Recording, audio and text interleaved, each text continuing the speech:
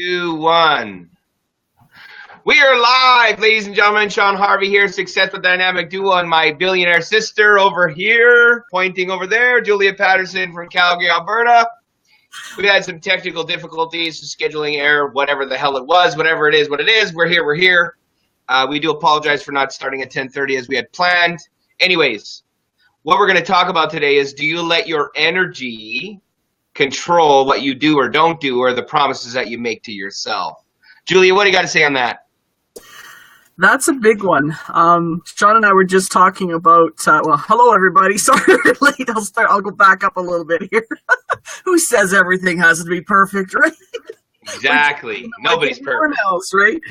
Energy levels. Sean and I were talking before we got on that both of us are kind of tired today. And, we're still doing this.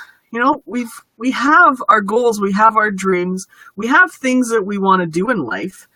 And we're not going to let how we feel dictate what we do, because it makes a huge difference. If you've got that vision out there, you know what you're shooting for, then it doesn't matter how this feels. It's what's going on in here. Would you agree with that, Sean? Absolutely. And I know sometimes that we all feel this way.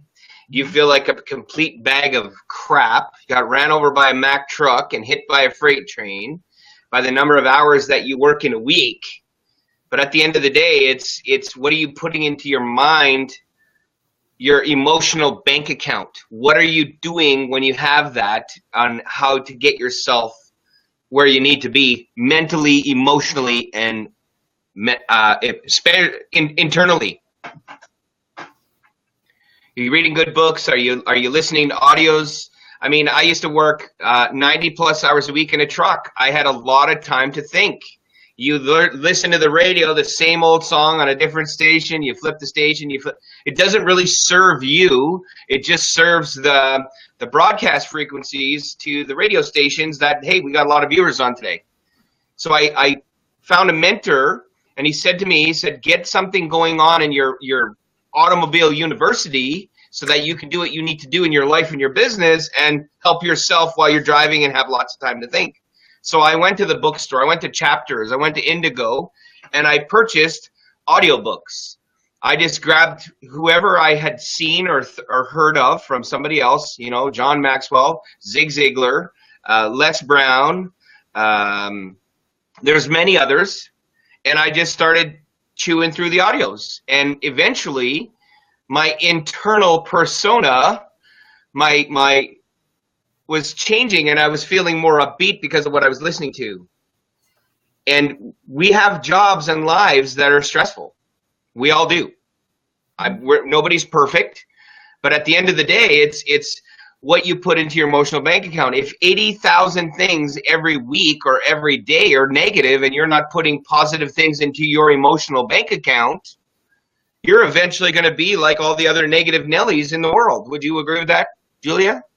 Oh, absolutely, Sean. And I was thinking this morning, because I have a routine. I recently read the book, The Miracle Morning by Hal Elrod, and I've started implementing those steps, and he calls it lifesavers. So the savers is the part that you focus on. It's solitude, so basically you're quiet, right? A is for affirmations, V is for visualization, E is for exercise, R is for reading, and S is for scribing or journaling. So when I started doing that this morning, I was actually journaling, and I do it in a little bit different order, but I do all the pieces to it. And I noticed when I was journaling that my energy was really low. So I went back to what happened yesterday. There's a whole bunch of emotional stuff that happened yesterday in my life. And, I thought I was around different people and, different things, right? So I kind of looked at all that and went, okay, did I give a lot of my energy away? And absolutely I did. And we all do it, right? So how do I get that up? And that was a question I asked myself during my journaling. And it took me 10 minutes to do my journaling. It's like 10 minutes for each thing, so it takes an hour. But it's so worth it, that hour, because by the time I was done doing all the things I needed to do, my energy went from here to way up here. And a lot of my mentors are actually teaching the same thing. And actually, I've done some of my own ordering here. Russell Brunson, Marketing in Your Car. What did he send me? A little player, right? It was just basically I think $10 for that one. Brendan Burchard, The Brendan Show. You know, he's done the same thing. He's put a bunch of his broadcasts on here. So, I mean, these are the kind of things, like Sean was talking about audiobooks. Well, that's one way to do it. You can go and sign up with Audible and get books that way. You can go on and you can find motivational videos. You can put them on your MP3 or MP4 player, your phone, whatever. There's so many ways that you can access that stuff now. And it doesn't have to be, you know, a book. I mean, I'm a book reader. I read, you know, probably one book a week, unless it's a really technical, then it'll take me 2 weeks, right? But how does that affect me? Well, it helps mindset. But the question I'm going to ask you is, are you implementing one or two things from each book that you read? Because reading just to read doesn't make it can make a huge difference, but it doesn't always. It's when you go, oh, geez, I can apply that into my life, right? Would you agree with that, Sean? Mm-hmm. And the other thing too, I'll spin off on that is personal development. We don't have no personal development in our lives in the real world until you actually become an entrepreneur, because people don't. I mean, school systems, for example. Can you guys please stop? Really? Background. Sorry about that. We don't have in the traditional school system. We do not have personal development. There is like 0.00001% of personal development in the school system, teaching us how to be overachievers. They're okay with getting by with a B- and a C and a C-. That's a big challenge. They don't teach us how to bring out the best inside of us. And that's why when we talk about, you know, being there for ourselves, we really truly need to be there for ourselves. Get with people, get with mentors that are going to help you become that person you're meant to be. Just walking through and coasting through life like most people do is just not an option.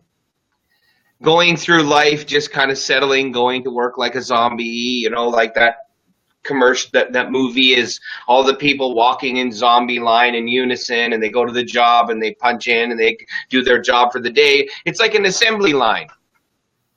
That's not the way of life. You need to be an extrovert for a certain percentage of us. I'm an extrovert. I fight for my life because I only got one life. And there's a lot of people that waste their lives away just settling. When they say, oh, I can't do this, and I don't have enough money for this, and I don't have money for that, and I can't go to those trips. I'll give you this scenario. The world is a pretty big place. It's millions and millions of kilometers. You fly around from one side to the other side. It takes you many, many, many hours, and a lot of people. I'm gonna go out on the limb here and say at least 98% of the world's population hasn't even been out of their own country. That's pretty big. Mm-hmm. And you can probably check out those numbers and see how accurate it is, but it's a big percentage. I look at this and I go, I love to travel. The only way for me to travel is to be able for me to control my time. If somebody else is controlling my time, and I'll revert back to what we said before, if you are in the passenger seat of your life, there is no freaking way that you can drop what you're doing to go on a trip coming up in 2 weeks without any notice to anybody. So you're in the passenger seat. Would you rather be in the driver's seat of your life, controlling what you do, with who you do it with, where you do it, when you do it? Because I don't know about you guys, because we live in Canada. We live in the coldest province, the second coldest province in Canada, and it's freaking cold here.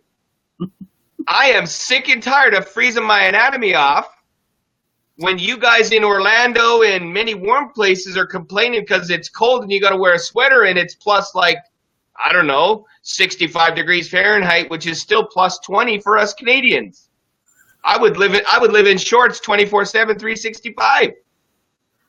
That's the point of being in a driver's seat of your life. Take your laptop wherever you go. You have an online business, you have an offline business, doesn't matter. You have an internet connection, you have your cell phone. You can make money wherever you want to be. I think to the average person, that's awesome. But too many people settle and complain about, oh, I'm in a cold province. I don't want to freeze my butt off anymore. They're not doing anything internally to help change that.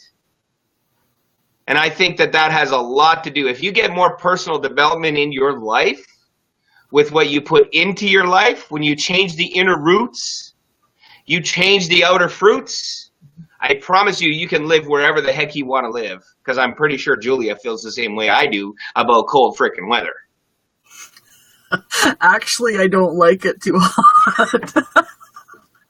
I'm well Then suited. get air conditioning, for crying out loud. Like, really? We do have air conditioning in our home. We got it last year, and we're grateful for it. But you know what? We don't actually turn it down too low. It's just to a nice, comfortable temperature.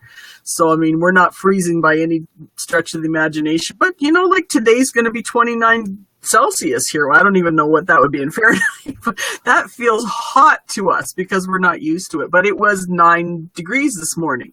So 9 Celsius. So, I mean, and that was a little cool. So I had a sweater on for a while this morning.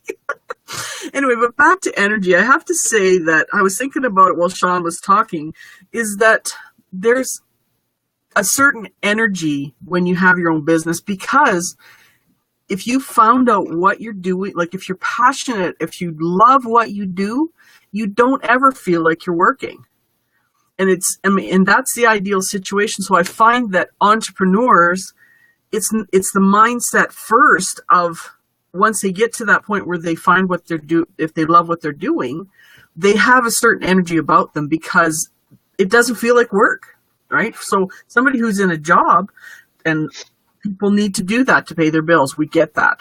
But on the other side, if you can do something that you love to do, there's going to be a natural energy. I'm going to go back a bit to what Sean and I were saying earlier about energy, like how I felt this morning, for example. And I used to find that often I wouldn't keep my promises to myself. I'm the type of person that does keep promises, but guess who's last on the list? Me, every single time. And that's just the way I am. And I'm finding that I keep my promises to other people, but I also keep them to myself. Keep my promises to myself now. And that, I find, brings up my energy because I'm valuing myself, right? So if I don't value myself, I'll quickly find my energy is lower. So I have to work that much harder to bring it back up, if that makes any sense. Mm-hmm. And I'm just as guilty of that as you were, Julia. I give, and didn't look after me. Mm-hmm. And I believe that that's probably a good reason as to why I became ill a couple months back, with all this craziness going on. And I'm like, okay, I need to refocus. I need to recalibrate. I need to figure out what I need to figure out. I know I'm on the right path. And God knows it won't happen fast enough for all of us. We want it to happen so freaking fast. But that's when we're like, God's, boom, smack down and go, oh, okay, refocus. Keep going on that same path. Take more time for me. Yeah. Take more time for my loved ones. Even though sometimes they can be a friendly neighborhood pain in the anatomy. Pitas, as I call them. We love them. Anyways, that's the point. Yeah, absolutely. So I don't know if we want to kind of keep this one short today, Sean. I'm feeling like we need to keep it short. What do you think? Yeah, that's fine. I think we've made our point. At the end of the day, guys, it's what are you doing for you, for your family, because there's only one you. And if you're not doing things in your life to help you get that extra additional income, because one source of income goes away, you're left out on the street. Get yourself into a position where you can control everything in your life and your income and write your own paychecks. Absolutely. Have a great day, guys. God bless you. We love you. Follow us on Facebook. We will see you on the next edition of Success with Dynamic Duo. Have a great day. Talk to you soon. Bye for now. tuning in.